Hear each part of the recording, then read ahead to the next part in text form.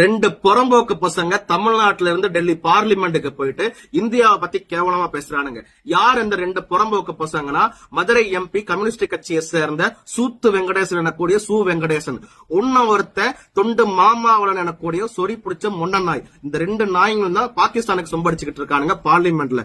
அதுலயும் குறிப்பா இந்த தொண்டு மாமாவளவன் என்ன தெரியுமா கேள்வி கேட்கறான்?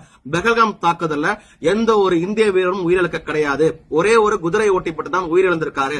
அது மட்டும் கிடையாது, ரஃபேல் போர் விமானத்தை பாகிஸ்தான் ராணுவம் வீழ்த்திடுச்சு, நீங்க தான் வீழ்த்தப்பட்டீங்க, அதாவது இந்தியா தான் வீழ்த்தப்பட்டுச்சுன்னு பாகிஸ்தானுக்கு சொம்படிக்கிற அந்த புறம்போக்கு நாய்.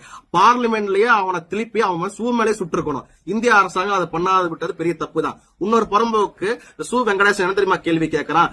இந்தியா போரை நிப்பாட்டினது அமெரிக்காவின் ட்ரம்போட தலையீட்டுனாலதான் நிப்பாட்டுச்சு, இந்தியா ட்ரம்பை கண்டு பயந்துதான் போரை நிப்பாட்டுச்சுன்னு சொம்படிச்சுக்கிட்டு இருக்கான். ட்ரம்புக்கு திடீர்னு உருவி விட்டுக்கிட்டு இருக்கான் இந்த கம்யூனிஸ்ட் கட்சியோட எம்பி. மோடி அவர்கள் ராகுல் காந்திக்கு இதை சார்ந்த ஒரு விளக்கம் கொடுத்திருக்காரு. என்ன தெரியுமா விளக்கம் கொடுத்திருக்காரு? எந்த ஒரு உலக நாட்டு தலைவர்களோட தலையிடம் இல்லாமல் தான் இந்தியாவுக்கும் பாகிஸ்தானுக்கும் போர் நிப்பாட்டப்பட்டதுன்னு கிளியர் கட்டா சொல்லிட்டாரு. ஏன் ராகுல் காந்திக்கு நான் பதில் சொல்றேன்னா, ராகுல் காந்தி ஒரு புறம்போக்கு நாய். அவன் எப்பயுமே பாகிஸ்தானுக்கு ஜால்ரா இருக்கக்கூடிய ஒரு கேடு கட்ட நாய். காங்கிரஸ் ஆட்சி காலத்துலதான் இந்தியாவின் நிலப்பரப்புகளை அண்டை நாட்டவர்கள் ஆக்கிரமிப்பு பண்ணியிருக்காங்க. பாகிஸ்தான் ஆகட்டும், சைனாவாகட்டும், இலங்கை ஆகட்டும். அதனால அந்த நாய்களுக்கு நான் விளக்கம் கொடுக்கணும் அவசியம் கிடையாது.